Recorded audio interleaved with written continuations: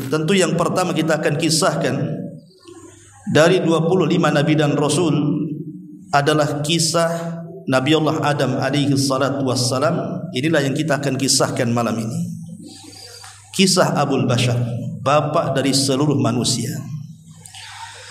Ma'asyiral muslimin yang dimuliakan Allah Azza wa Jalla, kita mengacu kepada surah Al-Baqarah. Baru kita bentangkan dan kita kuatkan dengan surat-surat yang lainnya dan juga hadis-hadis Nabi sallallahu alaihi wasallam ataupun perkataan para ulama dan kisah-kisah Israiliyat supaya nyambung kisahnya, enak didengarnya dan bisa kita petik pelajarannya. Ma'asyiral muslimin yang dimuliakan Allah Subhanahu wa taala, di dalam surah Al-Baqarah, tepatnya pada ayat 30 dan seterusnya, Allah Subhanahu wa taala berfirman, "Wa idz qala rabbuka lil malaikati inni ja'ilun fil ardi khalifah qalu ataj'alu fiha may yufsidu fiha wa yasfiku ad-dima wa nahnu nusabbihu bihamdika wa nuqaddisu lak qala inni a'lamu ma la ta'lamu." Dan ingatlah ketika Rabbmu berfirman kepada para malaikat, sesungguhnya aku hendak menjadikan seorang khalifah di permukaan bumi. Mereka berkata, mengapa engkau hendak menjadikan khalifah di bumi itu orang yang akan merusak bumi, menumpahkan darah, padahal kami senantiasa bertasbih dengan memujimu dan mensucikan kamu. Maka Allah berfirman, sesungguhnya aku mengetahui apa yang kalian tidak tahu. Bertolak dari surah Al-Baqarah ayat 30 ini. Inilah permulaan kisah Nabi Allah Adam alaihi salatu wassalam. Nabi Adam alaihi salatu wassalam disebutkan di dalam Al-Quran itu 25 kali di beberapa ayat di dalam Al-Quranul Karim. Ketika Adam alaihi salatu wassalam belum lagi diciptakan, bumi yang kita pijak ini sudah ada penghuninya. Siapa penghuninya? Dari kalangan jin. Jinlah yang pertama kali menghuni bumi. Tetapi tabiat jin itu berbeda dengan manusia. Karena jin itu lebih banyak yang jahat dibandingkan yang baik. Berbeda dengan manusia, lebih banyak yang baik dibandingkan yang jahat. Sehingga tabiat jin itu suka merusak, suka menumpahkan darah, suka berperang, rebutan kekuasaan dan begitu seterusnya. Karena kehidupan jin itu kurang lebih dengan kehidupan manusia, tidak ada bedanya. Seperti itulah kehidupan manusia, seperti itulah kehidupan jin. Sehingga kemudian di tengah-tengah rusaknya bangsa jin ini, Allah Subhanahu wa taala ingin mentertibkan mereka.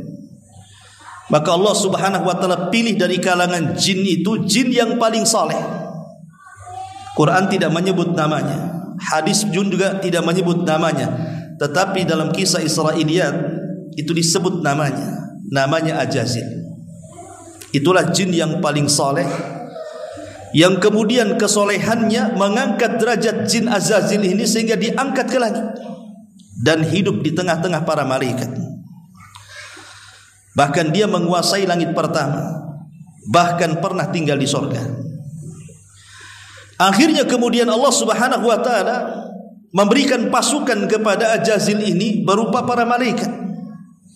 Karena malaikat itu makhluk yang pertama kali diciptakan dari makhluk-makhluk yang berakal.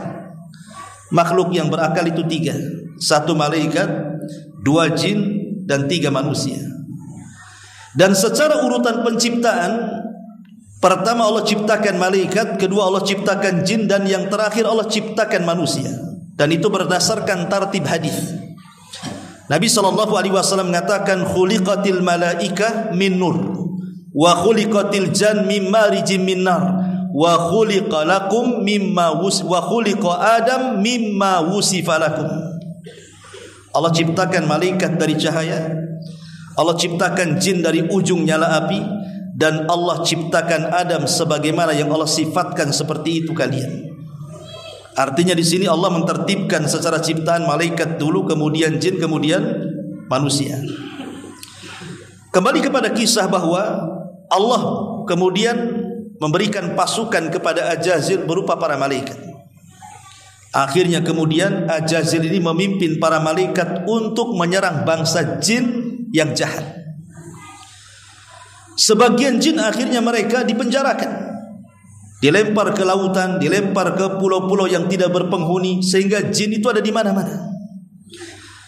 Karena keberhasilannya, Ajazil kemudian memberantas bangsa jin ini dan memisahkan jin yang baik dan jin yang jahat. Karena jin juga sama dengan manusia, ada yang soleh, ada yang tidak. Dan itu sesuai dengan perkataan jin dalam surah jin itu. Apa kata jin? Wa inna minna salihuna wa minna duna dzalik kunna tara'iqa qidada. Kami bangsa jin ada yang soleh, dan kami bangsa jin juga ada yang tidak seperti itu, maksudnya jahat. Kami ini bertingkat-tingkat. Dan ingat, tidak ada satupun nabi dan rasul yang diutus dari bangsa jin. Semua nabi dan rasul itu hanya diutus dari bangsa manusia saja. Makanya jin itu belajar kepada manusia. Tidak ada manusia belajar kepada bangsa jin. Sebaliknya jin belajar kepada kita, maksudnya belajar agama. Kalau jin belajar kepada manusia jadi soleh dia. Kalau manusia belajar sama jin jadi dukun dia. Karena jin itu jahat kan begitu. Lah akhirnya kemudian, setelah kemudian bangsa jin itu sudah mulai tertib kehidupannya, maka sebagai hadiah Ajazil kemudian ditempatkan oleh Allah Azza wa Jal di sorga. Dialah menjadi khazanatul jannah, penjaga sorga. Singkat cerita, akhirnya kemudian Allah Subhanahu wa taala hendak menciptakan makhluk yang akan bergenerasi. Artinya makhluk yang akan bergenerasi itu yang akan terus keberlangsungannya, yang disebut dengan khalifah.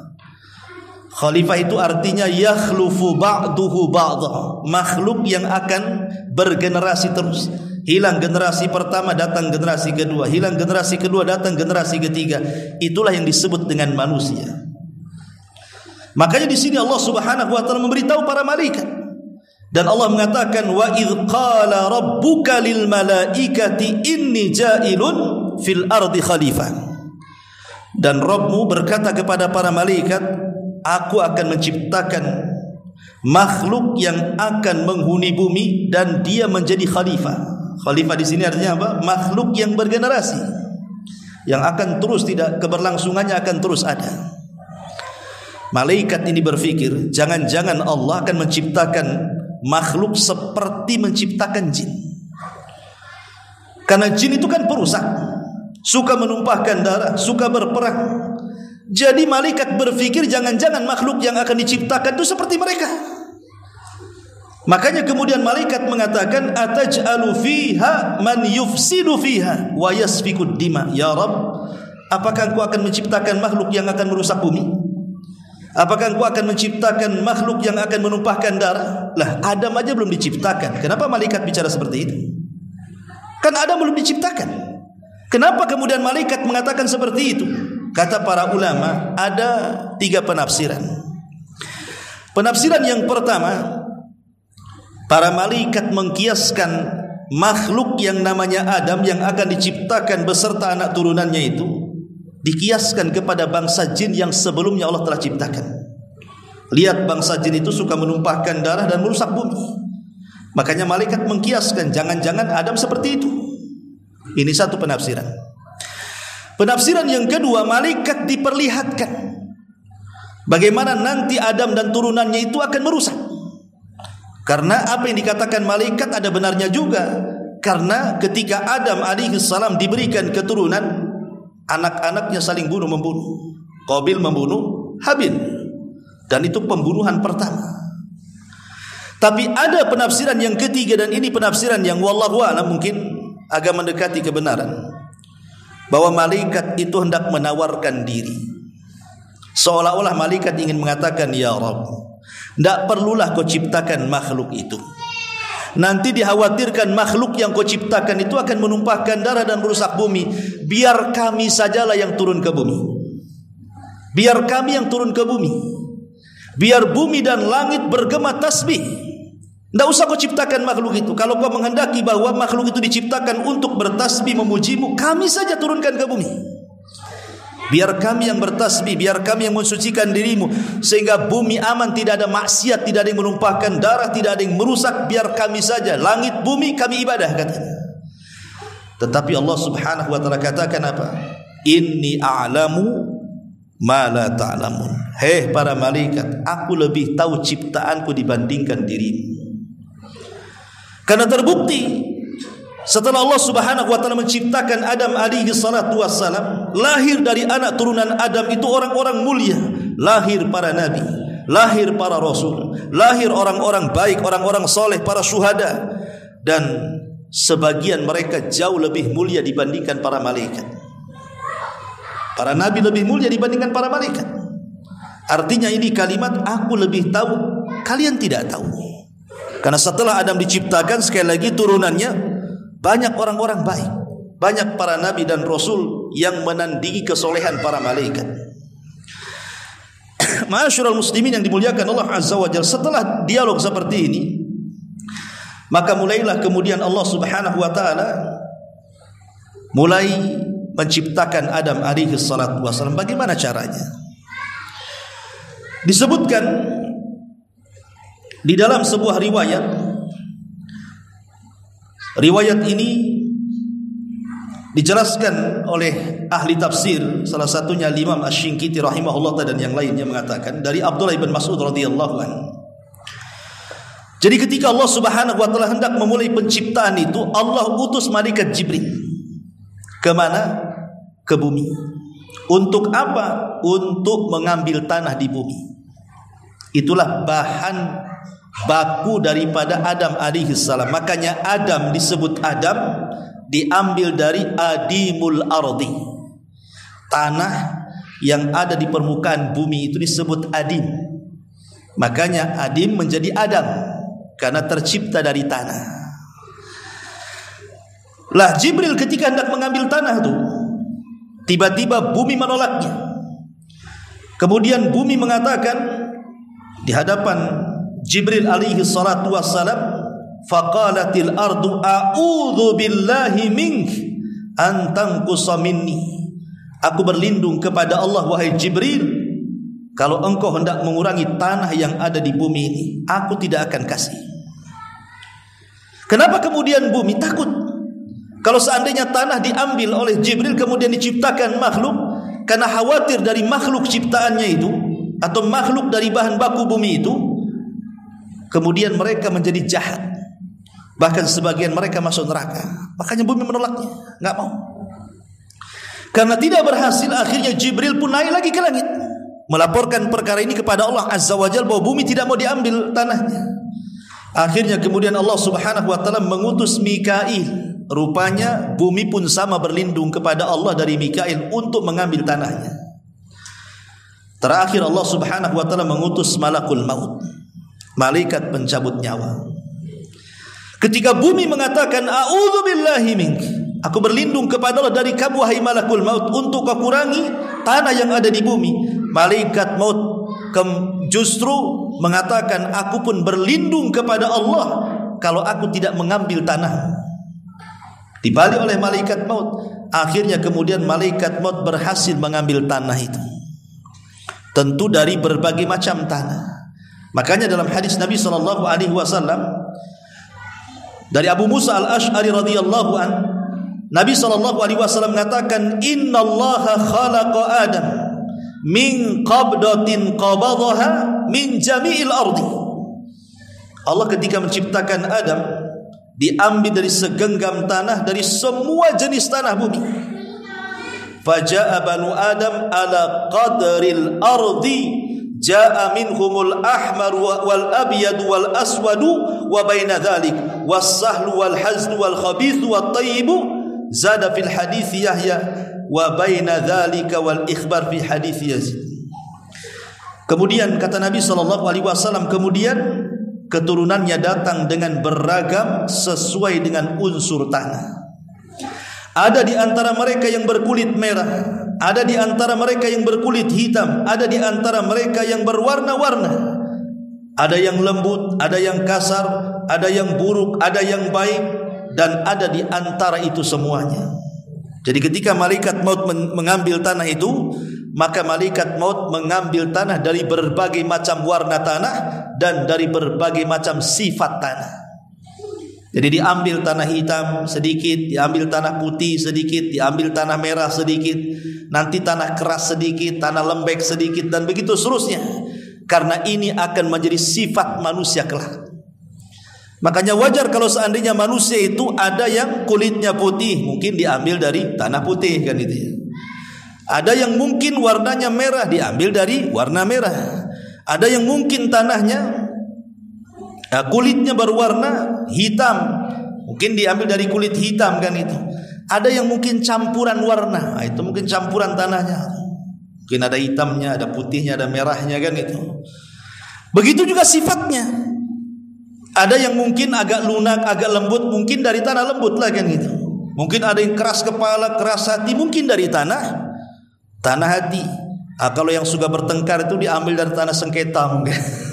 Gitu kurang lebih lah begitu. Tapi intinya bahwa akhirnya kemudian malaikat maut ini berhasil mengangkat ke langit. Setelah kemudian tanah itu sampai di langit, maka Allah Subhanahu wa taala mulai membentuk Adam alaihi salatu wassalam. Langsung Allah yang membentuknya. Inilah bedanya Adam dengan ciptaan Allah yang lainnya.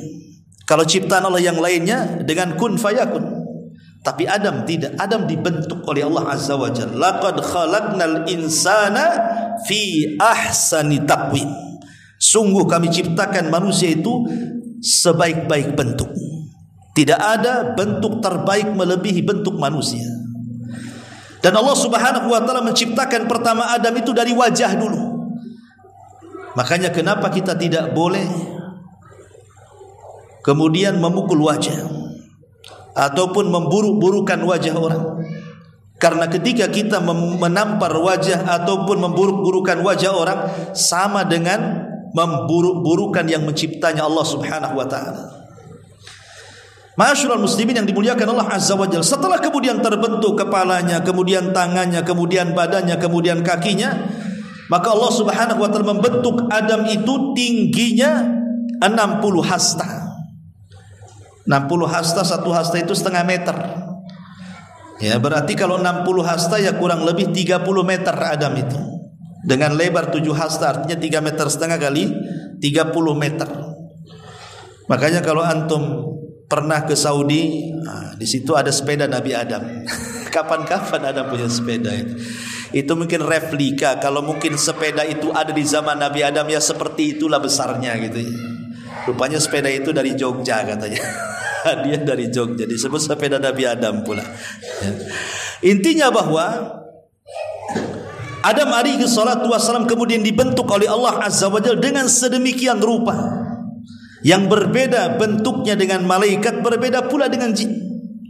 Karena ingat, jin itu sifatnya buruk.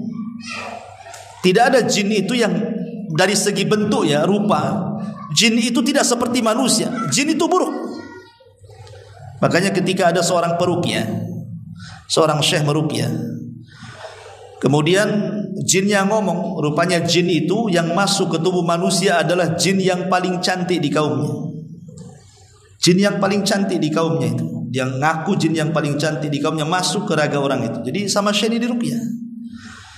Kemudian ketika ditanya bentuknya, dia mengatakan aku memiliki 9 kaki katanya. Ya buat apa juga kan? Kalau ada gadis cantik kakinya 9, kira-kira mau enggak tuh? Itu namanya gurita. Itu namanya sotong bahasa gitu ya. Jadi itulah bentuk jin kayak gitu. Jin itu tidak ada yang baik, bentuknya aja jelek. Tapi manusia itu dibentuk dengan sedemikian rupa gitu ya. Makanya Allah mengatakan tadi laqad khalaqnal insana fi ahsani taqwim. Kemudian Allah biarkan dia mengering, tidak ditiupkan ruh. Dibiarkan mengering dulu. Makanya kemudian Allah Subhanahu wa taala banyak berfirman di dalam Al-Qur'anul Karim, inni khaliqun basyara min tin fa idza sawaituhu wa nafakhtu fihi min ruhi faqa'u lahu sajidin. Sesungguhnya aku menciptakan manusia dari tanah, dibiarkan mengering. Tanah itu dibiarkan mengering. Ada yang mengatakan 40 tahun, wallahu a'lam. Tidak ada riwayatnya yang jelas dibiarkan seperti itu. Lah ketika Adam sudah terbentuk jasadnya, iblis ini yang berada di sorga dengar bahwa Allah sudah menciptakan betul-betul makhluk yang dikehendakinya. Penasaran si Ajazil ini, karena Ajazil kan berada di sorga tuh. Mulai hasad dia. Karena orang hasad itu adalah berkeinginan kalau nikmat orang itu hilang dan berpindah kepada dia.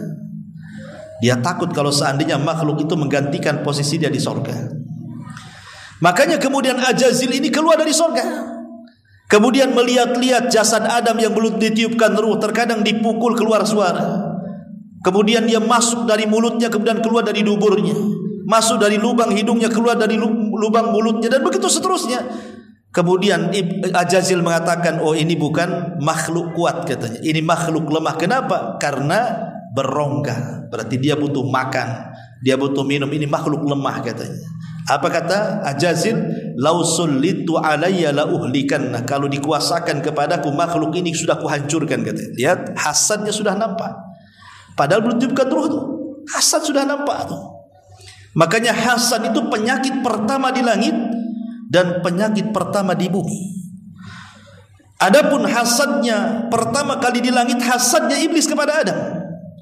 Adapun hasad itu penyakit pertama di bumi adalah hasadnya Qabil kepada Habil, sehingga terjadi pembunuhan.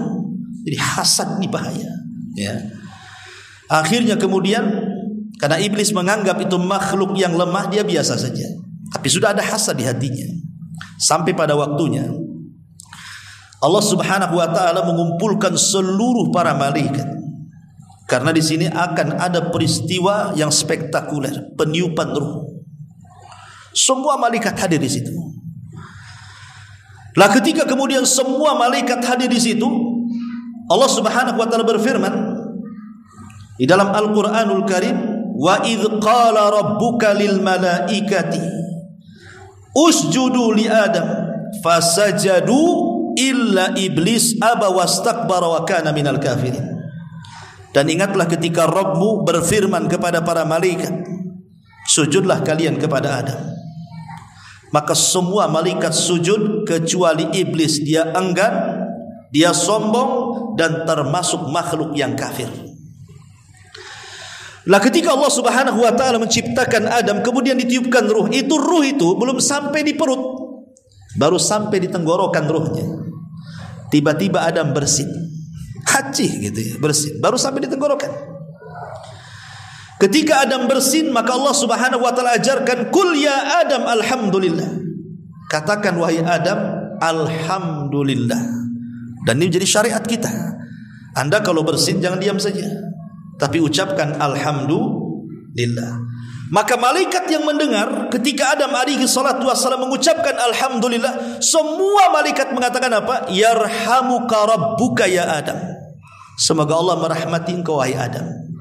Makanya sunnah bagi kita, kalau ada orang yang bersin dan dia mengucapkan alhamdulillah, jangan diam saja. Kita katakan yarhamukallah. Semoga Allah merahmati kamu. Itu doa, ya. Maka orang yang bersin mendoakan balik, ya, yarhamukallah. Kemudian kita doakan balik kepada yang mendoakan kita. Ma'asyiral muslimin yang dimuliakan Allah Subhanahu wa taala. Lah ketika kemudian ruhnya sudah mulai ke perutnya, mulai Adam merasakan lapar. Sementara di hadapan Adam itu ada pohon yang banyak buahnya. Maka Adam belum lagi ruh sampai di kakinya, tangannya sudah mulai meraba-raba ingin memetik buah tadi, ingin makan, padahal ruh belum sampai di kaki itu. Dari sini kata para ulama, Adam alaihi salatu wasalam tersifati dengan sifat isti'jal, terburu-buru. Makanya keturunannya akan seperti itu, seperti itu.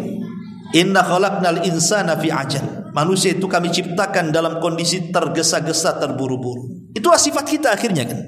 Karena Adam seperti itu, jadi turunannya seperti itu.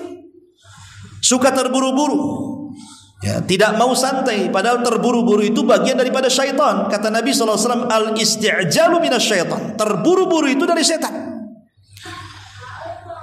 Lah ketika betul-betul ruh sudah sampai di kaki, sudah sampai di kaki Adam alaihi salatu wassalam. Maka Allah Subhanahu wa taala perintahkan kepada Adam, idhab ila haula'in nafar. Pergi kau kepada para malaikat itu, katanya. Ucapkan salam kepada mereka dan dengar kira-kira apa jawabannya. Maka Adam pun menghadap para malaikat dan mengucapkan salam, assalamu alaikum. Maka para malaikat menjawab, wa alaikumussalam wa rahmatullahi wa barakatuh. Maka Allah mengatakan, ya Adam, itulah bentuk penghormatanmu dan penghormatan seluruh keturunanmu. Jadi kalau kita menghormati orang, maka kita ucapkan salam. Lah ketika kemudian semata-mata ruh itu masuk ke raga Adam, maka Allah Subhanahu wa taala katakan, fa idza sawaituhu wa nafakhtu fihi min ruhi faqa'u lahu sajidin. Allah mengatakan, apabila sudah kusempurnakan ciptaan Adam, semata-mata ruh sudah masuk ke jasad Adam, hei para malaikat, sujud kalian kepada Adam. Jadi perintah Allah, semata-mata ruh itu masuk ke dalam jasad Adam, maka semua malaikat harus sujud. Dari sini kita tahu bahwa malaikat sujud itu kepada siapa? Bukan kepada raganya Adam, tetapi kepada ruhnya Adam. Kenapa? Karena Allah Subhanahu wa taala mengatakan min ruhi, dari ruhku. Makhluk apabila diidofahkan, dinasabkan kepada Allah, maka makhluk itu punya kemuliaan.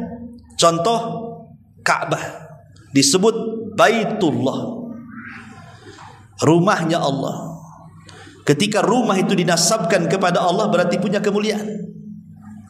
Atau contoh mujizat Nabi Saleh, naqatullah, untanya Allah.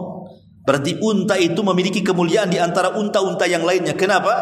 Karena dinasabkan kepada Allah. Termasuk ruh Adam. Min ruhi, dari ruhku, artinya ruhnya Adam dinasabkan kepada Allah. Berarti ruh itu punya kemuliaan. Jadi ketika malaikat itu sujud, bukan sujud kepada raga Adam, tapi sujud kepada ruh yang merupakan kemuliaan karena dinasabkan kepada Allah Subhanahu wa taala. Dari sini kita tahu bahwa raga tanpa ruh tidak akan mulia. Tapi kalau raga ada ruhnya, dipastikan dia mulia. Contoh presiden. Presiden kalau masih ada ruhnya, masih bisa berjalan, bisa bicara, bisa mendengar, bisa melihat, bisa berpikir, dihormati dia. Coba dicabut ruh presiden, jadi bangkai dia, terbujur kaku, diusung keranda, dimasukkan ke lubang yang 1 kali 1,5 meter. Siapa yang memuliakan? Sudah jadi nggak ada ruhnya. Jadi manusia itu mulia karena ada ruhnya. Kalau tidak ada ruhnya, tidak akan mulia manusia itu. Coba saja orang yang dihormati di Batam ini siapa? Ketika mati jangan dikubur, letakkan di jalan raya 4 hari saja. Sampai dia busuk, siapa yang mendekati dia? Nggak ada yang berani. Nggak ada. Lihat Abu Lahab. Abu Lahab itu ketika dia meninggal, dia sedang safar, sakit kemudian meninggal. Tidak ada yang menguburkan sampai jasadnya bau busuk. Akhirnya menguburkannya dengan cara apa? Dilempari batu. Akhirnya numpuk batunya. Itulah kuburannya Abu Lahab tuh. Karena jasad ini kalau sudah tidak ada ruhnya, tidak ada kemuliaan di dalamnya. Jadi malaikat itu sujud kepada Adam, itu maksudnya sujud kepada ruh yang dimasukkan ke dalam Adam. Itu satu penafsiran. Ada yang mengatakan bahwa sujudnya malaikat kepada Adam itu karena Adam dijadikan kiblat oleh para malaikat. Sama dengan kita sujud ke Ka'bah, karena Ka'bah itu jadikan kiblat, bukan kita menyembah Ka'bah. Ada juga yang mengatakan seperti itu. Tapi yang jelas bahwa sujudnya malaikat kepada Adam bukan sujud ibadah, tapi sujud penghormatan.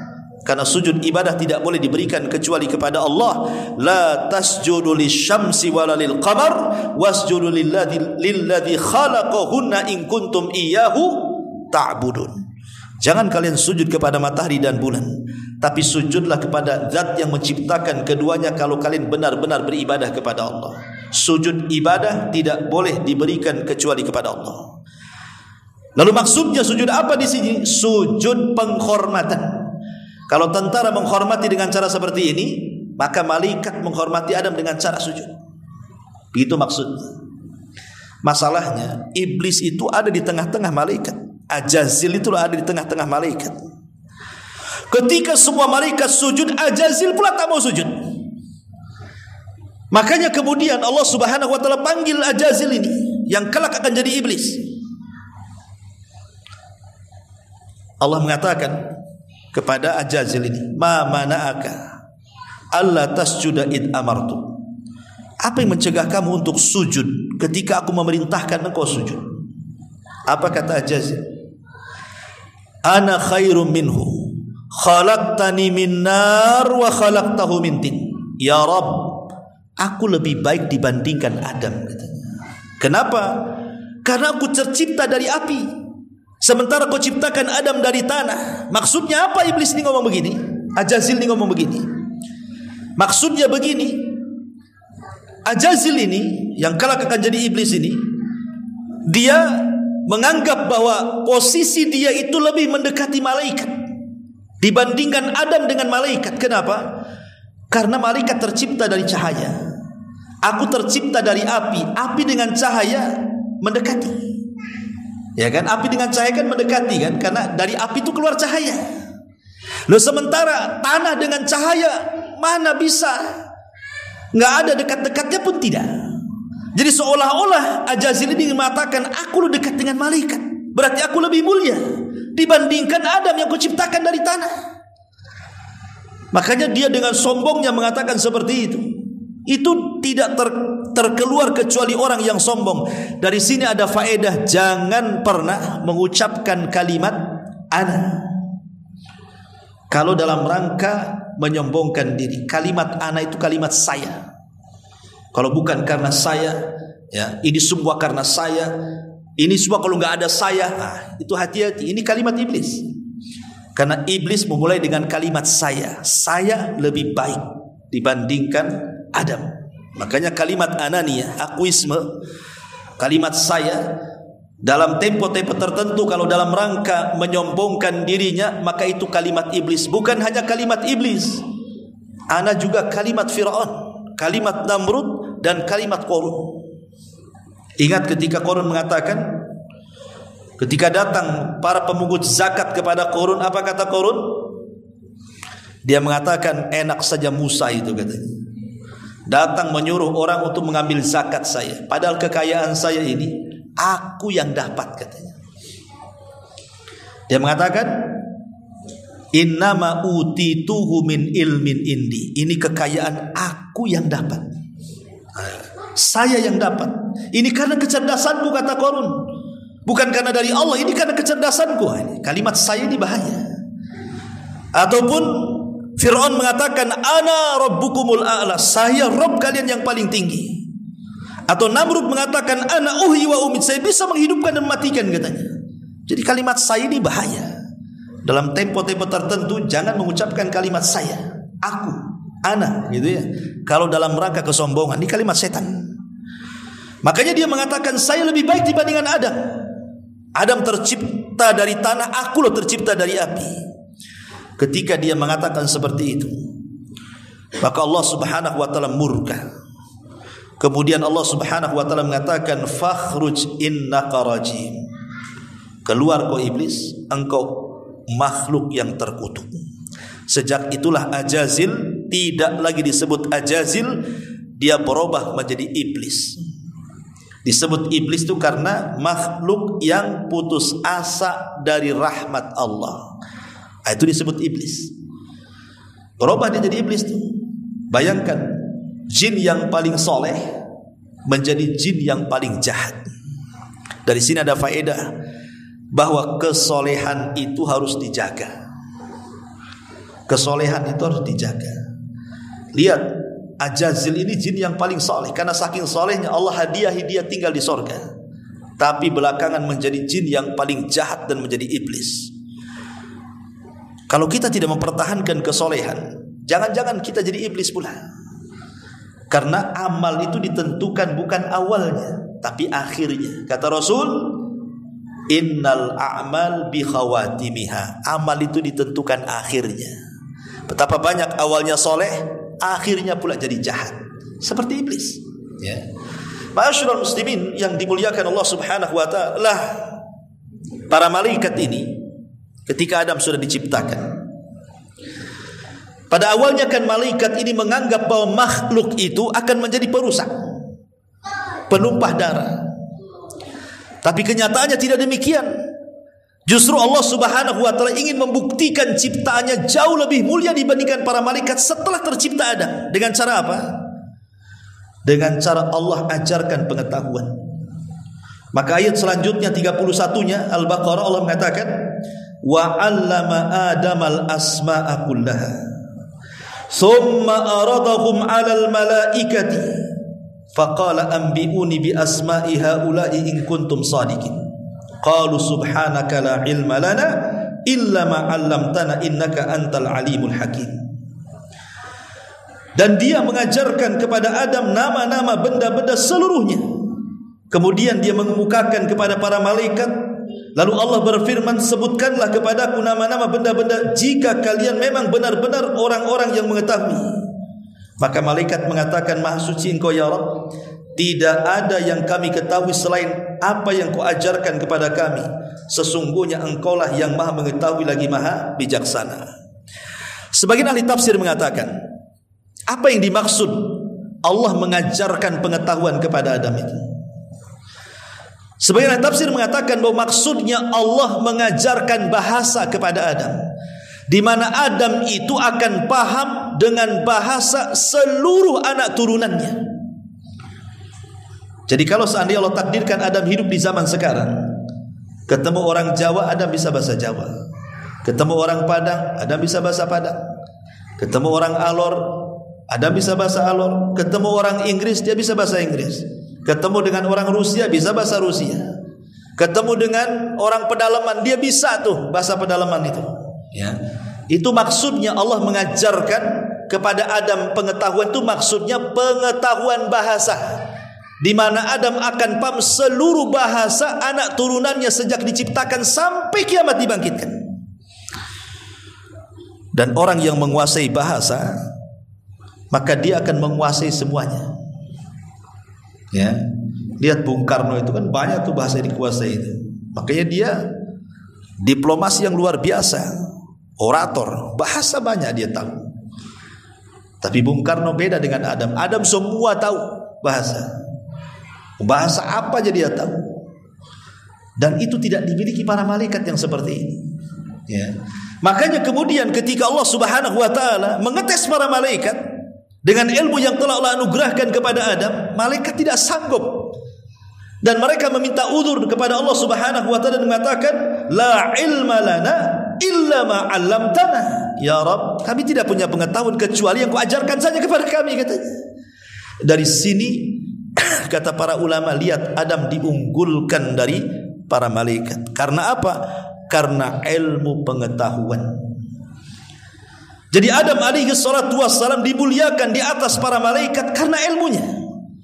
Bahkan seluruh anak turunannya juga dimuliakan karena pengetahuannya. Wa karramna bani Adam, kami muliakan anak Adam. Dan Allah katakan, yarfa'illahu alladhina amanu minkum walladhina utul ilma darajat. Kami angkat derajat orang-orang yang berilmu di antara kalian, dan kami angkat derajat orang-orang yang beriman di antara kalian, dan kami angkat derajat orang-orang yang berilmu di antara kalian beberapa derajat, kata Allah. Dari sini kita tahu bahwa malaikat baru nyadar. Yang awalnya mengatakan janganlah Kau ciptakan makhluk yang akan menumpahkan darah, merusak bumi. Rupanya makhluk itu jauh lebih mulia dibandingkan mereka, para malaikat. Ya, Adam alaihi salatu wassalam. Maka ketika kemudian Adam diberikan pengetahuan, iblis makin hasad lagi dia. Makin hasad dia. Sudah Allah ciptakan Adam, langsung dibentuk oleh Allah, ditiupkan ruh langsung oleh Allah, diberikan pula pengetahuan oleh Allah. Berarti kan nikmatnya makin menumpuk tuh. Iblis makin sakit hati. Karena orang hasad itu, dia akan lebih hasad dan akan bertambah-tambah hasadnya kalau kenikmatan orang lain makin banyak lagi, kan gitu. Dia tetangga beli mobil, mulai tensinya naik. Beberapa bulan naikkan pula rumahnya tingkat 2, naik lagi tensinya. Beberapa bulan naik lagi tingkat 3, makin akhirnya setruk tuh. Kan begitu ya orang hasad tuh. Yang dihasadi tenang-tenang saja, dia makin sakit. Begitulah iblis, dia makin sakit dia. Kenapa kok Adam masih diberikan nikmat ini terakhir-akhirnya apa? Dimasukkan pula ke sorga. Yang tadinya iblis di sorga dikeluarkan, sekarang Adam pula masuk sorga, makin sakit hatilah. Itulah hasad kedengkian yang luar biasa tuh iblis. Ma'asyiral muslimin yang dimuliakan Allah Azza wa Jalla. Makanya kemudian Allah Subhanahu wa taala ketika hendak memasukkan Adam ke dalam sorga sebagai pengganti iblis, maka Adam alaihi salatu wassalam ditidurkan sesaat oleh Allah Subhanahu wa taala karena Allah hendak menciptakan pasangannya, Hawa. Ada yang mengatakan kenapa disebut Hawa? Ya. Ulama ketika mengatakan kenapa Hawa disebut Hawa, ada yang mengatakan li'anna Hawa khuliqat minal mar'il hayy. Karena Hawa disebut Hawa itu karena tercipta dari makhluk yang hidup. Adam kan hidup, sudah ditiupkan roh. Kemudian Hawa diambil pula dari bagian Adam, dari tulang rusuk sebelah atas, sebelah kiri yang paling bengkok yang dekat dengan jantung, diambil. Kemudian diciptakan Hawa. Kenapa disebut Hawa? Karena tercipta dari makhluk yang hidup. Hawa itu apa? Hawa itu ya oksigen. Hawa nafas, itulah Hawa. Ya. Ini satu pendapat. Yang kedua, ada yang mengatakan bahwa kenapa disebut Hawa? Karena ummu kulli hayyin minal bashar. Dia adalah ibu dari seluruh makhluk yang akan hidup dari kalangan manusia. Ada juga yang mengatakan sumya Hawa kana launuha yamilu ila syamra.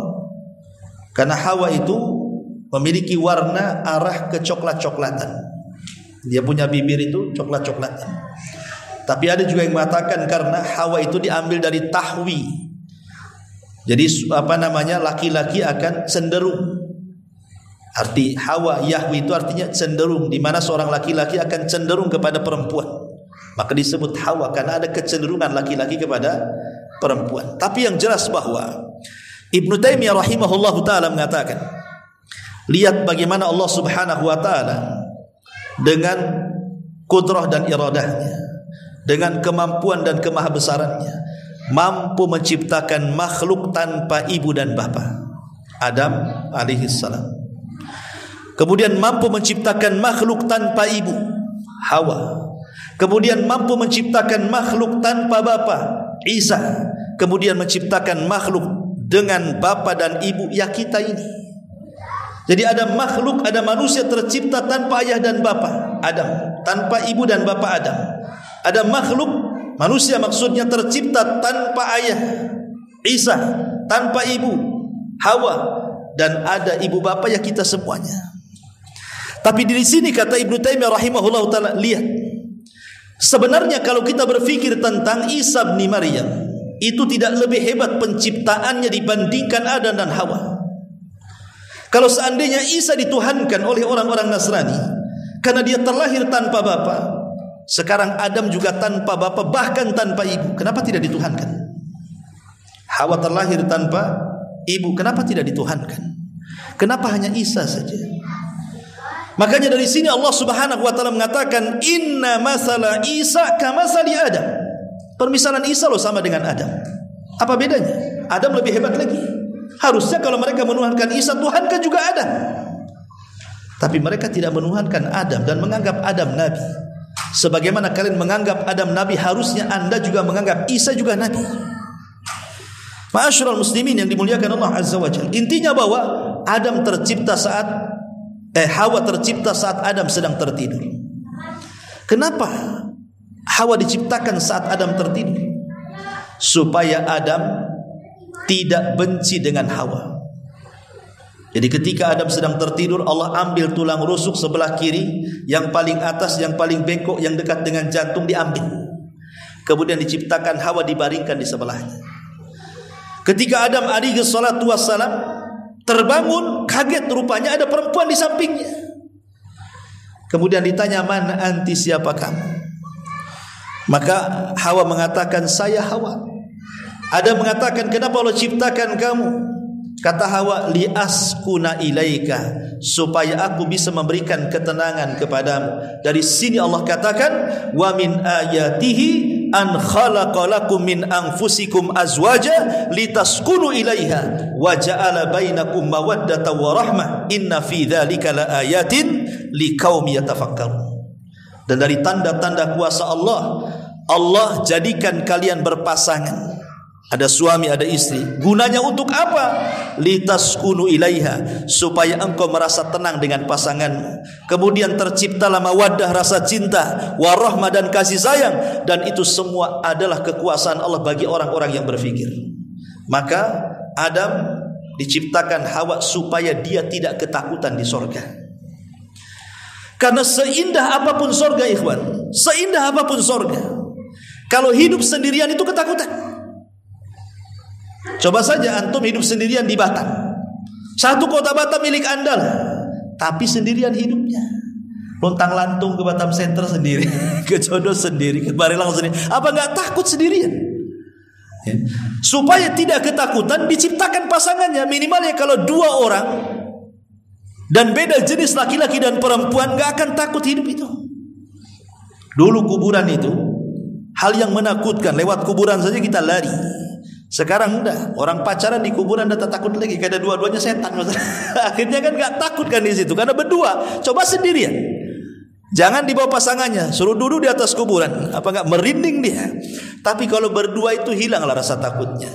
Makanya diciptakan Adam, diciptakan Hawa untuk Adam itu maksudnya untuk menghilangkan perasaan takut Adam, sehingga tumbuh cinta dan kasih sayang di antara keduanya. Makanya Allah mengatakan ayat selanjutnya kepada Adam alaihi salatu wassalam, wa qulna ya Adam uskun anta wa zawjukal jannah. Al-Baqarah 35-nya. Dan kami berfirman, wahai Adam, diamilah oleh kamu dan istrimu sorga itu.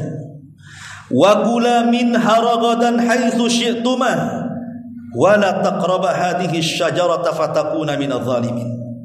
Dan makanlah makanan-makanan yang banyak yang ada di sorga yang kau sukai, tapi ingat, janganlah kamu dekat pohon ini yang menyebabkan kamu termasuk orang zalim. Jadi Allah Subhanahu wa taala idza arada syai'an ahya asbabah. Ikhwan, Allah itu kalau menghendaki sesuatu pasti Allah akan hidupkan sebabnya. Segala sesuatu itu pasti ada sebab. Setiap akibat ada sebab. Namanya ada sebab akibat kan gitu ya. Tidak ada perkara di dunia itu yang tidak ada sebabnya. Pasti ada sebabnya. Orang mati aja ada sebabnya. Ya. Orang dapat rizki ada sebabnya. Orang punya anak pun ada sebabnya. Semua ada sebabnya. Di kehidupan dunia pasti ada sebabnya. Lah Adam alaihi salatu wassalam kan memang diciptakan oleh Allah bukan untuk tinggal di sorga. Karena Allah sebelumnya sudah ngomong di hadapan para malaikat, inni ja'ilun fil ardi, aku akan jadikan makhluk di bumi, bukan di sorga. Sehingga Adam tidak mungkin lama di sorga, karena tujuan Allah itu bukan menciptakan di sorga, tapi menciptakan makhluk untuk di bumi. Makanya bagaimana caranya Adam itu tidak tinggal di sorga, dia harus ke bumi. Maka Allah ciptakan sebabnya. Apa sebabnya? Allah uji Adam dengan cara apa? Hei Adam, hei Hawa, masuk ke sorga, makan minum semua yang kenikmatan di sorga itu. Tapi ingat, ini satu pohon, jangan kau dekat-dekat. Satu pohon ini jangan kau dekat-dekat. Kalau kau dekat, kau lihat, kau makan, bahaya. Bayangkan, dari sekian ribu pohon di sorga cuma satu. Sebenarnya kan gampang saja kan, ngindari yang satu kan. Kan kenikmatan sorga yang lain banyak. Tapi masalahnya bukan di Adam, bukan di Hawa, tapi di iblis masalahnya, yang sudah sakit hati. Iblis ini masih di langit. Ketika melihat Adam dengan istrinya diberikan banyak nikmat oleh Allah Azza wa Jalla, mulai dari diciptakan langsung oleh Allah, ditiupkan ruhnya oleh Allah, diberikan pengetahuan oleh Allah, dimasukkan lagi oleh Allah, makin stres iblis ini. Mulailah iblis ingin memberikan was-was. Masalahnya macam mana, dia sudah tidak di sorga, Adam di sorga, macam mana cara masuknya? Al-Imam Asy-Syinkiti rahimahullahu ta'ala menyebutkan dalam tafsirnya Adwail Bayan beberapa penafsiran para ulama. Yang pertama, mengambil kisah Israiliyat dari Abdullah bin Abbas radhiyallahu anhuma bahwa Allah Subhanahu wa taala itu menciptakan ular yang sangat besar sekali, dan itu ular terindah yang Allah ciptakan di langit. Lah ular ini keluar masuk surga. Ya, ular ini keluar masuk surga. Memang Allah berkehendak seperti itu. Lah iblis ini mengambil kesempatan bekerja sama dengan ular itu. Akhirnya kemudian dia masuk ke dalam ular itu, kemudian berhasil keluar masuk surga. Ini satu pendapat. Tapi sekali lagi tidak ada Quran, tidak ada hadis Nabi, ini kisah Israiliyat. Ya. Dan kita tidak perlu berpegang dengan kisah Israiliyat. Kisah Israiliyat itu hanya pelezat kisah saja. Ingat ya, karena diambil dari Taurat, bukan dari Quran. Kita punya Quran. Pendapat yang kedua, sebenarnya tidak. Iblis itu tidak pernah masuk surga. Dia hanya berdiri di samping surga. Dia tidak bisa masuk surga karena sudah terusir. Cuman iblis ini memberikan was-was dari luar surga. Bagaimana caranya? Tentu Allah berikan kekuasaan kepada iblis untuk memberikan was-was dari luar surga ke dalam surga. Dan Allah Maha Kuasa atas segala sesuatu. Karena ini kan ujian kepada Adam. Intinya bahwa entah iblis masuk ke dalam ular dan berhasil masuk ke dalam surga, atau mungkin iblis tidak masuk ke dalam surga berdasarkan zahir Al-Quran gitu ya. Tapi yang jelas bahwa iblis berhasil memberikan was-was ke dalam hati Adam dan Hawa. Apa was-wasnya? Iblis mengatakan kepada Adam, "Ya Adam, kenapa Allah larang dekat-dekat pohon larangan itu?"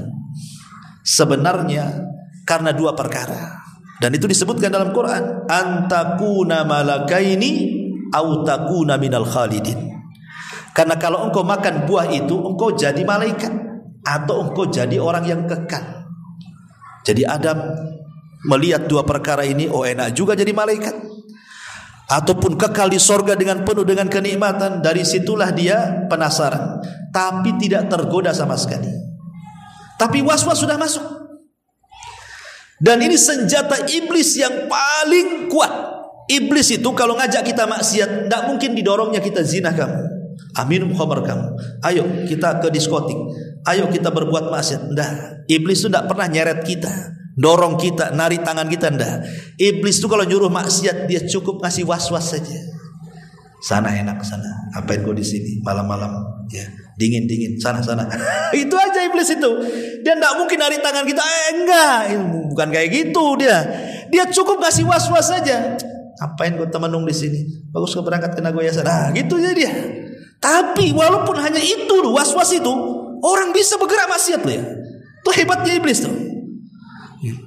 Tapi Adam tidak bergeming dengan was-was itu. Akhirnya iblis karena putus asa tidak bisa menggoda Adam, dia cari trik yang kedua. Ingat, iblis itu banyak langkahnya. Namanya setan itu banyak langkah. Makanya Allah Subhanahu wa taala mengatakan apa? Wala tattabi'u khutuwati syaitan. Jangan kalian mengikuti langkah-langkah setan. Setan itu banyak langkahnya. Ketika dengan cara was-was tidak bisa, akhirnya apa? Dia menggunakan qasam. Qasam itu apa? Sumpah. Iblis mulai bersumpah di hadapan Adam. Wa qasamahuma inni lakum laminan nasin. Hei Adam, demi Allah, kata iblis, demi Allah, kalau engkau makan buah larangan itu, kalau engkau dekat-dekat pohon itu, maka engkau akan jadi malaikat atau engkau pasti akan kekal. Wah, was-was meningkat jadi sumpah. Iblis bersumpah di alam para malaikat, di sorga lagi. Dan ketika itu tidak ada makhluk yang bersumpah untuk kedustaan. Ya Adam percaya sajalah kan begitu kan. Karena tidak mungkin ada orang bersumpah menyebut nama Allah untuk sebuah kedustaan di alam para malaikat dan di sorga. Ya Adam terima saja. Oh, jangan-jangan benar jadinya. Makanya kemudian trik-trik sumpah dusta ini dipakai oleh sekarang. Orang kalau berdusta supaya tidak nampak berdustanya, bersumpah dia, wallahi saya enggak melakukannya, padahal melakukannya. Terutama para pedagang tuh, asli bang, wallahi asli, demi Allah asli, padahal palsu kan gitu ya. Biasa sumpah-sumpah palsu itulah sumpah iblis ya. Akhirnya Adam karena mana mungkin orang bersumpah untuk kedustaan, dan itulah pertama kali orang bersumpah, Adam percaya. Akhirnya Adam pun mulai mendekati, padahal Allah sudah mengatakan wala taqraba, jangan dekat-dekat, sebab kalau dekat penasaran. Akhirnya didekati, mulai penasaran. Ditengok mulai penasaran, diraba mulai penasaran. Akhirnya kemudian diambillah dua buah, satu diserahkan ke Hawa, dan satu dipegang dia. Ada hadis yang lemah tapi tidak sahih hadisnya. Jadi ketika kemudian Adam ini memakan buah itu, baru di tenggorokan tersadar dia, astagfirullahaladzim. Akhirnya buah itu nempel di sini. Makanya laki-laki ada hukumnya sini. Kalau perempuan nggak ada. Kalau laki-laki ada. Perempuan nggak ada kayak kita gini laki-laki. Katanya ini buah yang keselak Adam. Katanya. Tapi riwayatnya lemah. Riwayatnya tidak sahih. Tapi Hawa berhasil termakan sampai ke perut. Sebab itulah akhirnya dia diuji dengan mengeluarkan darah haid setiap bulan. Dan dia diuji oleh Allah, setiap mengandung akan merasakan kelemahan, setiap melahirkan akan merasakan kelemahan, dan setiap menyusui akan merasakan kelemahan sebagai hukuman karena dia makan buah itu. Tapi sekali lagi ini riwayatnya tidak benar, tidak sahih, dhaif. Tapi begitulah ulama sejarah menyebutkannya seperti itu. Wallahu a'lam. Intinya bahwa akhirnya ada memakan buah larangan. Ketika makan buah larangan, disitulah Allah Subhanahu wa taala firmankan, fa'azallahum, Al-Baqarah 36-nya, fa'azallahuma syaitan anha fa'akhrajahuma mimma kana fi. Lalu keduanya tergelincir oleh syaitan dari sorga dan dikeluarkan dari keadaan semula. Dan Allah katakan, kulnah bitu ba'dukum li ba'din adu walakum fil ardi mustaqarr wa mata'un ilahin. Turunlah kalian, sebagian kalian akan jadi musuh bagi yang lainnya, dan bagi kalian ada tempat kediaman di bumi dan kesenangan hidup sampai waktu yang ditentukan. Jadi ketika Adam memakan buah itu, tiba-tiba pakaiannya hilang. Ingat, pakaian surga itu semua sutra. Dan dalam satu hari penduduk surga itu akan berganti pakaian sampai 70 kali pakaian. Jadi penduduk surga itu sutranya itu setiap harinya itu bisa menggunakan 70 pakaian. Pakaian maksudnya dari sutra. Ya, cabut satu ada lagi, cabut satu ada lagi, cabut satu ada lagi, kan begitu ya. Nah, itulah pakaian di surga, semua sutra. Makanya laki-laki diharapkan di dunia menggunakan sutra. Karena itu pakaian ahli surga. Sebagaimana laki-laki diharamkan untuk minum khamr, karena khamrlah minuman di surga. Siapa yang mabuk di dunia, dia tidak akan mabuk di akhirat, kata Nabi. Begitu juga emas bagi laki-laki. Siapa yang menggunakan emas di dunia, maka dia tidak akan menggunakan emas di akhirat, kecuali bertobat kepada Allah Subhanahu wa taala. Jadi ada pakaian-pakaian yang menyerupai penduduk surga itu tidak boleh dipakai di dunia, seperti sutra, emas gitu ya, khamr. Nah, itu semua adalah kekhususan surga. Tapi bagi perempuan dibolehkan, wallahu a'lam. Intinya bahwa ketika ada memakan buah itu, auratnya tampak, pakaiannya hilang. Dan ini difirmankan oleh Allah Subhanahu wa taala, fadallahuma bighurur falamma dhaqa asy-syajarata badat lahuma sawatuhuma wa tafiqa yakhsifani 'alaihima min waraqil jannah. Lalu setan membujuk mereka dengan tipu daya ketika mereka mencicipi buah pohon itu. Tampaklah oleh mereka auratnya, maka mulailah mereka menutupinya dengan daun-daun sorga. Jadi Adam tiba-tiba telanjang, Hawa tiba-tiba telanjang. Malulah Adam dengan Hawa saling melihat. Akhirnya yang satu lari ke arah sana, satu lari ke arah sana, saling bersembunyi, tidak mau ketemu. Tapi di sorga itu semua bicara. Dan Allah mengatakan, mau pergi kemana kau Adam? Kemanapun penduduk sorga itu, makhluk yang ada di sorga melihat, maka dia malu, makanya dia ambil dedaunan sorga, ditutupinya gitu. Tapi itulah bagaimana kalau orang sudah membangkang syariat Allah, Allah buka auratnya. Dan dari situlah kemudian Allah Subhanahu wa taala katakan, keluarlah kau dari sorga, turunlah ke bumi. Ada yang mengatakan bahwa ketika Adam alaihi salatu wassalam turun ke bumi, maka ada 4 makhluk yang ikut turun dengan Adam. Jadi ada 4 makhluk sorga yang ikut turun ke bumi bersama Adam alaihi salatu wassalam. Apa saja makhluk itu? Yang pertama, makhluk yang turun dengan Adam ke sorga adalah kurma. Tapi yang dimaksud di sini adalah kurma ajwa. Kurma ajwa itu kurma Madinah. Kan kurma itu banyak jenisnya. Tapi kurma Madinah itu beda. Karena siapa yang memakan kurma Madinah 7 butir di pagi hari, maka dia tidak akan terkena gangguan setan, sihir, hasad, dengki sampai sore hari. Siapa yang memakan 7 butir kurma Madinah di sore hari, maka dia tidak akan terkena sihir, dengki, hasad dan begitu seterusnya sampai pagi hari. Artinya kurma Madinah itu bisa jadi ruqyah. Makanya kalau antum umroh atau haji, sempatkan datang ke Madinah, beri kurma ajwa di sana, kurma kota Madinah. Karena Nabi SAW mengatakan dalam sebuah hadis ketika bicara soal kurma ini, kata Nabi mengatakan al-ajwatu minal jannah wa fiha shifaa'un minas sam, bahwa kurma ajwa itu asalnya dari sorga dan padanya terdapat obat bagi setiap racun yang masuk ke dalam badan. Jadi kurma ajwa itu maksudnya asalnya ya. Kalau sekarang ya bukan dari sorga lagi. Kayak Adam itu asalnya dari tanah. Kita dari tanah? Enggak, kalau kita ini ambil pisau kan enggak keluar tanah, darah kan itu ya. Maksudnya asalnya, Adam asalnya dari tanah, tapi turunannya kan bukan dari tanah. Ya dari sperma, kemudian segumpal darah, kemudian segumpal daging, baru jadi orang kan itu ya.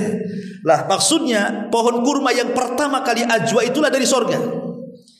Kemudian setelah berbuah, kemudian tumbuh biji-biji yang lainnya, ya bukan dari sorga lagi. Maksudnya asalnya dari sorga. Ini yang pertama. Yang kedua adalah Hajar Aswad. Hajar Aswad itu turun bersama Adam dari sorga. Dan itu berdasarkan hadis Nabi SAW.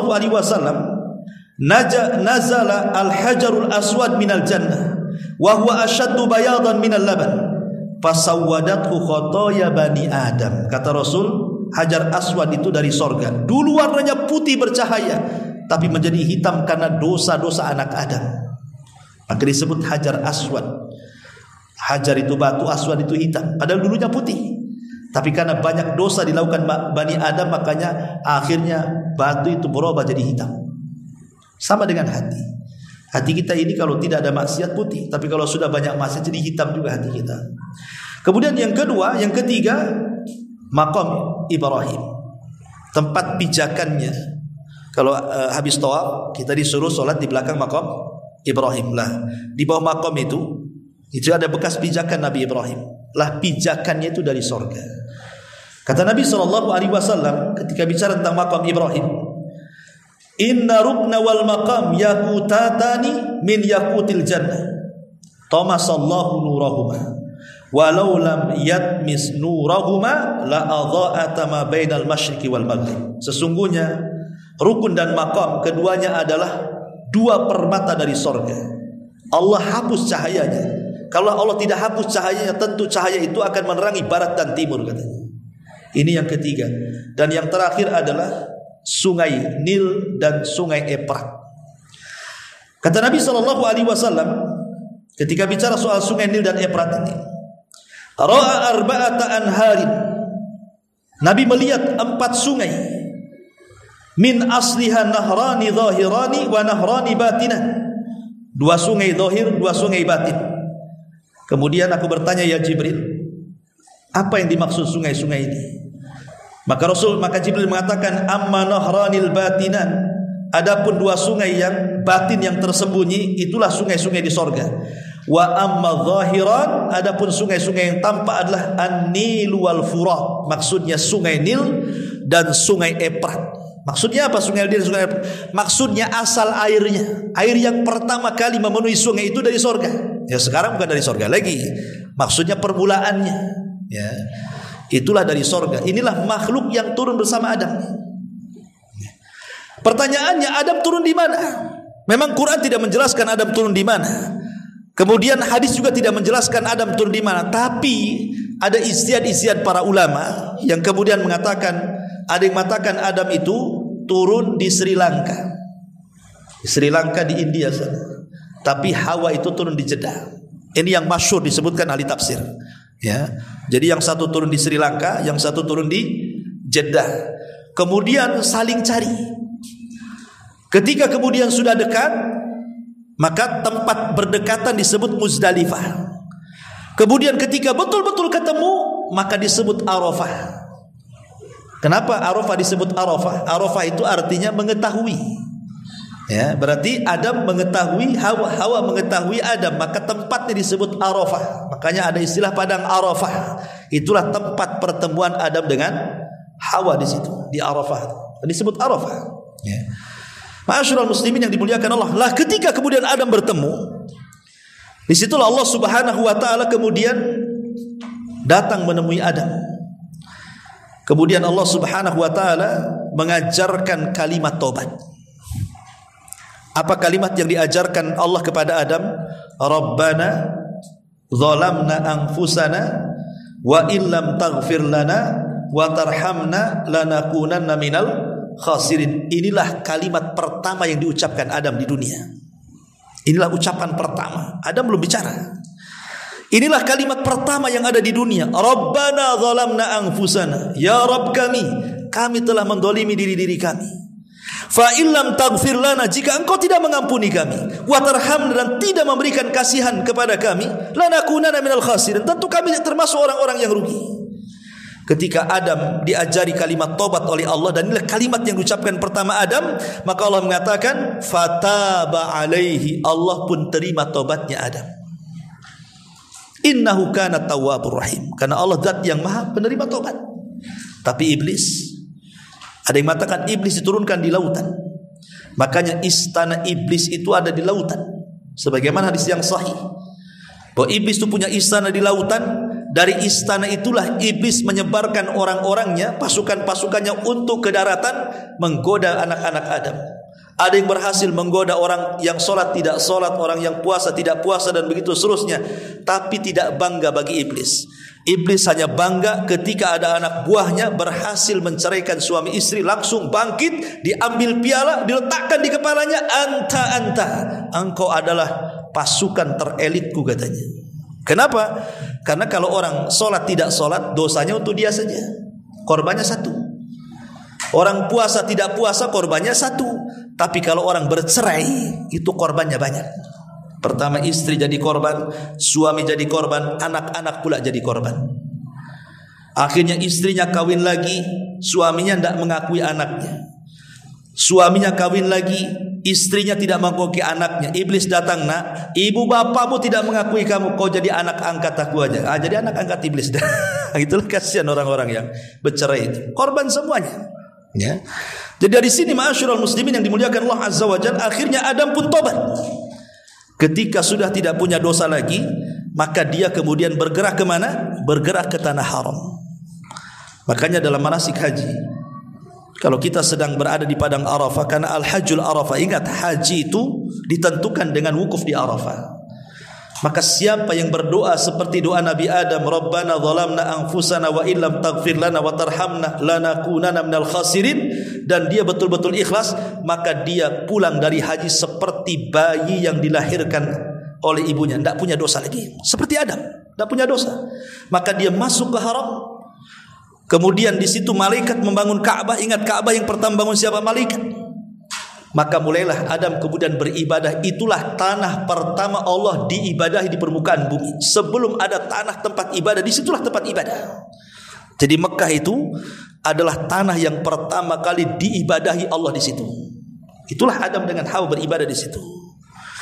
Ma'asyiral muslimin yang dimuliakan Allah Azza wa Jalla, dari sinilah Allah Subhanahu wa taala perintahkan Adam untuk menggauli Hawa. Karena Allah sudah katakan bahwa dia akan menjadi makhluk yang bergenerasi. Harus ada generasi, dan itu harus kawin. Makanya kemudian Adam diilhamkan untuk menggauli Hawa. Dari sinilah kemudian Hawa Allah takdirkan hamil sampai 20 kali. Dan setiap hamil selalu kembar. Sehingga akhirnya Adam punya anak 40. Ya, dan setiap kembar pasti laki-laki dan perempuan, laki-laki dan perempuan. Jadi 20 anak laki-laki dan 20 anak perempuan. Sampai pada waktunya, akhirnya kemudian anak-anaknya sudah besar. Karena tidak ada orang lain, Allah perintahkan supaya kawin silang. Yang paling besar Qabil, adiknya Habil. Kemudian kata Adam, Qabil, kamu harus menikah dengan kembarannya Habil. Habil, kau harus menikah dengan kembarannya Qabil. Setan masuk di sini. Ketika setan tidak bisa menggoda Adam, masuk ke anak-anaknya, masuk ke telinga Qabil. Bil, tengok kembaranmu, cantik kan? Tengok kembaran Habil, jelek kan? Masa kau mau kawin sama orang jelek? Mulai dikasih was-was dia. Ya, dari situ mulai hasad dia. Dia tolak mentah-mentah perintah bapaknya dan mengatakan, saya tidak mau menikah dengan kembaran Habil, saya menikah dengan kembaran saya sendiri. Kata Adam, ini perintah Allah. Kalau memang perintah Allah, mana buktinya katanya? Kalau begitu, kalian harus berkorban. Siapa yang diterima korbannya, maka dia berhak memilih pasangannya. Makanya Allah mengatakan, watslu alaihim naba abnai adam bil haq idh qarraba qurbanan fatuqbila min ahadihima wa lam yutaqabbal minal akhar. Bacakan kepada mereka wahai Muhammad tentang kisah dua putra Adam, kata Allah. Ketika keduanya berkorban, yang satu berkorban dengan kambing, yang satu berkorban dengan buah-buahan, kemudian Allah terima korbannya Habil dan Allah tolak korbannya Qabil. Dari sini Qabil marah dan mengatakan, la aqtulannak, saya akan bunuh kamu. Akhirnya betul-betul terjadi pembunuhan. Itulah pembunuhan pertama di alam manusia, Qabil membunuh Habil.